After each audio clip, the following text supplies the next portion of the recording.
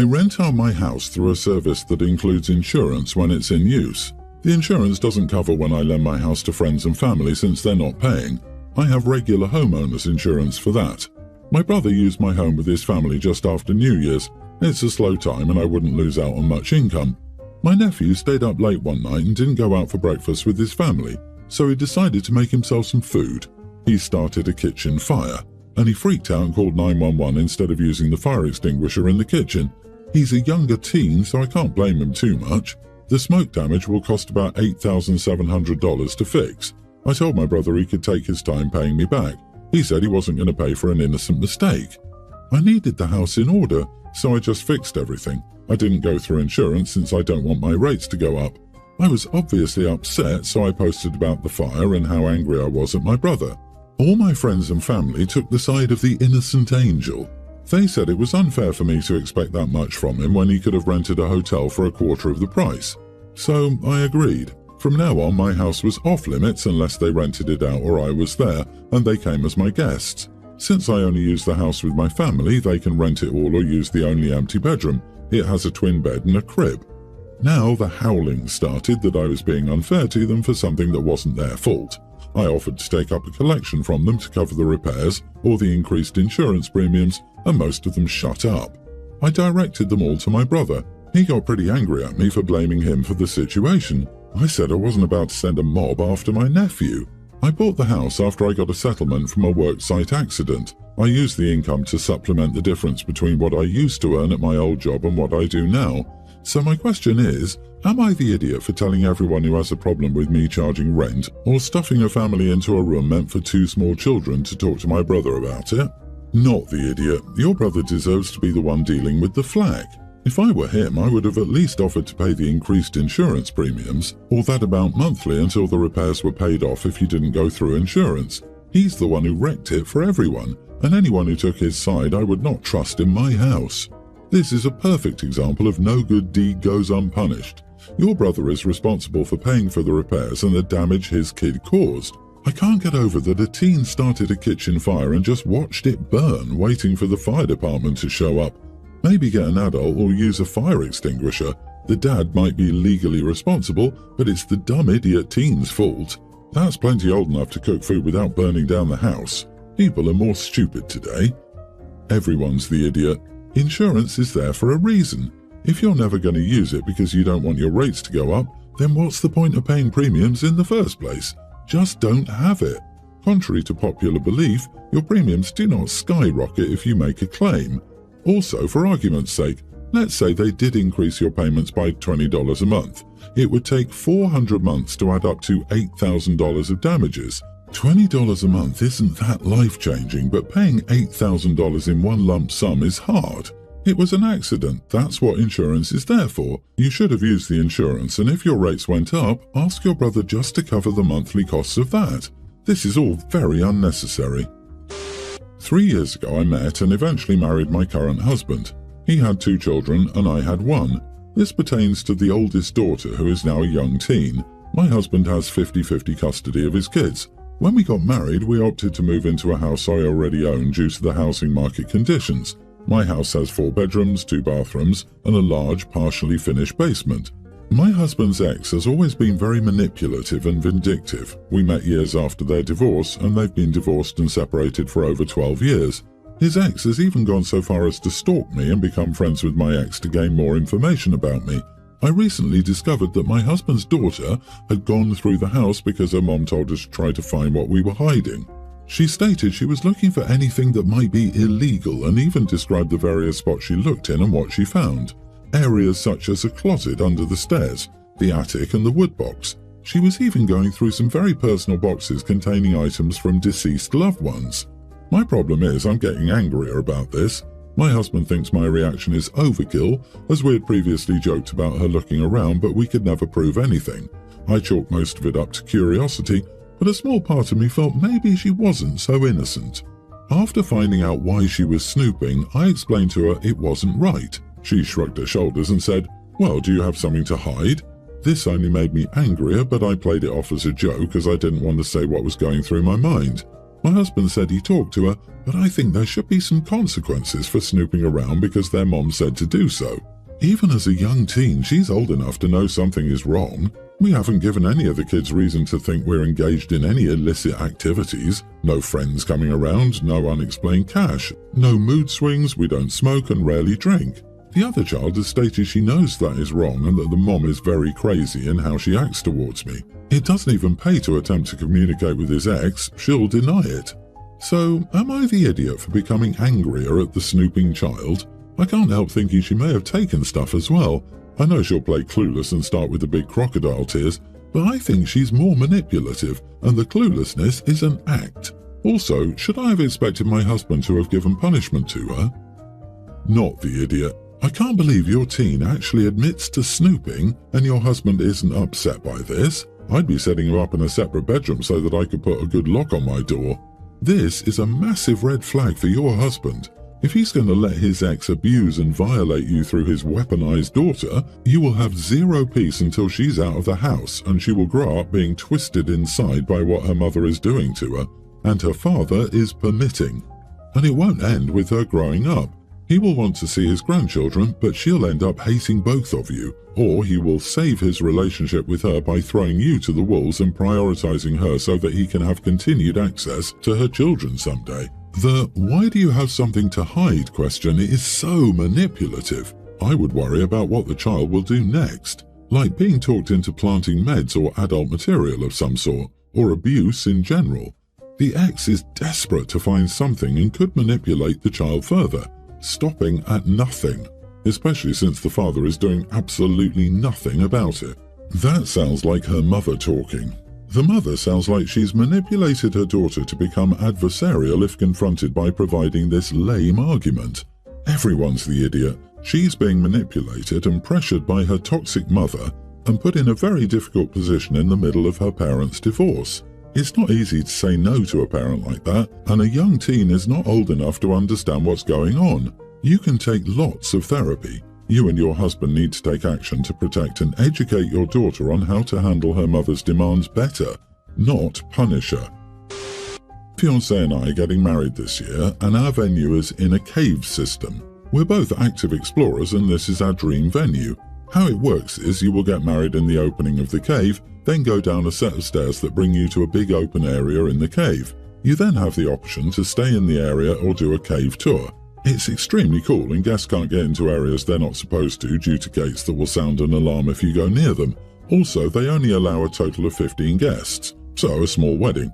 Overall, it is unique and we want to do this. We understand that when inviting people, if they're not comfortable, they will not attend. It's a unique experience and I'm not pressuring anyone to go. Everyone we've invited seems to be cool about it. My mother is super excited. I invited my sister who told me she couldn't do it, that her claustrophobia would make it impossible. I told her that was okay and that we could record it or Zoom if she wanted to see it. I don't want her uncomfortable. This is where the argument started. She's angry we would do a wedding she can't attend. She called me a huge jerk and I said that I wouldn't change the wedding. I told her this was our dream wedding and we were not changing it. I'm getting messages from uninvited people that I'm also a huge jerk. Edit, it's a venue, not a random cave. Of course, the venue has ways to handle disabilities just like every venue. Edit, my sisters and I are not close. This was the first time I ever heard about it. I have seen her in a few tight places, and this was the first time I've heard about it. She got an invite because she's my sister. If we weren't related, she probably wouldn't have gotten one. Not the idiot. The wedding is for you, not her. Besides, it sounds like the ceremony will be outside the cave and she should be able to attend without getting claustrophobia. This suggests to me, given the sudden claustrophobia, that the sister hates non-traditional wedding spaces. The wedding is about the couple getting married, not the guests who come or don't come. My siblings were mad that we eloped, but I still didn't care all these years later. My sisters have gotten over it. My brother has not, and that's a big reason we don't speak. That's his prerogative. No skin off my nose. Have your awesome cave wedding and enjoy every moment of it. I'm getting messages from people not invited that I'm also a huge jerk. It always drives me crazy how every story is like, I told my grandma I'm full and don't want a second plate for dinner. Now every person I know is texting me saying I'm the worst person to exist. This doesn't happen in real life. You are the idiot and stop lying. Ha ha, you apparently don't have a big family of opinionated busybodies. It sure does happen. Some people live to get into other people's business, give their unsolicited, uninformed advice, and be seen taking the right side in conflicts. It's exhausting to be in this kind of family, believe me. Count yourself lucky to be so unfamiliar with this dynamic. I still have cousins who won't talk to me because I didn't invite them to my wedding. I hadn't seen or talked to them in years, and my mom's family is huge. 15 cousins, and they pretty much all have kids. Family can be complicated. My parents live in a less developed country than I do, and my siblings and I all live in North America or Europe. When I got my new job, I did my budget and saw that I could send home roughly $1,300 a month without it affecting my comfort. I would still be able to save for my future, and my mom and dad could retire. So when I was home, I set up a joint account for us. That way, I could see if they needed more and ensure they weren't getting scammed. After about a year and a half, I started noticing a $200 transfer every month. I asked them about it, and they said he was having difficulties with his budget, so they were helping him out. My brother doesn't need help. He is a scholarship student. He receives a stipend from my home government to study abroad. What he wants is money to party. So I reduced the amount I gave them by $200. Obviously, they don't need it if they can afford to give it away every month. My mom called me when she noticed and was yelling at me for being a crappy daughter and sister. I asked her to tell me exactly how much money they contributed to my party fund when I was away for school. So that you know, the answer is $0. They also tried to talk me out of attending university in Canada. I'm not sure how common the idea of filial piety is in other cultures, but it's a big deal in mine. She went off about it. I told her that they didn't need the money, and I had better ways to spend $200 than to gift it to my brother so he could get intoxicated with his friends more. She said that I'm treating them like children by restricting how they spend their money. I replied that I wasn't going to subsidize my brother through them, and from now on the amount they will get from me will be $1,100, and that if they sent him money again, I would know and reduce their money by that amount in the future. My brother called me to complain about cutting off his money from our parents. I said that I hadn't. He was welcome to tell our parents to go back to back-breaking jobs at their age to pay for his partying in London. Then they would have my money to live off of and their wages to pay for his drinking. My boyfriend is on my side, as are many of my friends. Most of my family and people from my culture think I'm being an idiot. However, my parents have only been spending on themselves for the last 2 months. Not the idiot. You could send it directly to your brother if you wanted to give him $200 a month. You don't have to give your parents money to make an end run, so you're giving your brother that $200. I agree with your logic. If they send $200 a month to your brother, that's money they don't need from you. The total effect is that you stop giving your brother $200 a month. $1,300 a month? Girl, I'll adopt you. Also, let's admit there's a problem because OP is a woman, and she's expected to be submissive and modest while it's accepted her brother can do whatever, even party all semester. If it were the other way around, her parents would never send her brother money so she could drink. OP, how entitled are your parents behaving? To think that you only would need to contribute to their lifestyle is eye-roll worthy. Honestly, I hope you reduce the amount you give them as soon as your brother gets a job in his field. He needs to step up and support your parents as well. As it was, he was sponging off of your retired parents, reducing their quality of life. Your brother needed a dose of reality. I'm a senior software engineer and work at a local software shop. We aren't super big, but we are profitable. It's a small company and everyone knows each other well. I recently had dinner with my sister, whose daughter graduated from CS 2 years ago and was a junior programming. She worked for iRobot but got laid off recently. We talked about tech-related topics while we were having dinner, and she seemed passionate about the industry, so I mentioned that there were openings at my workplace.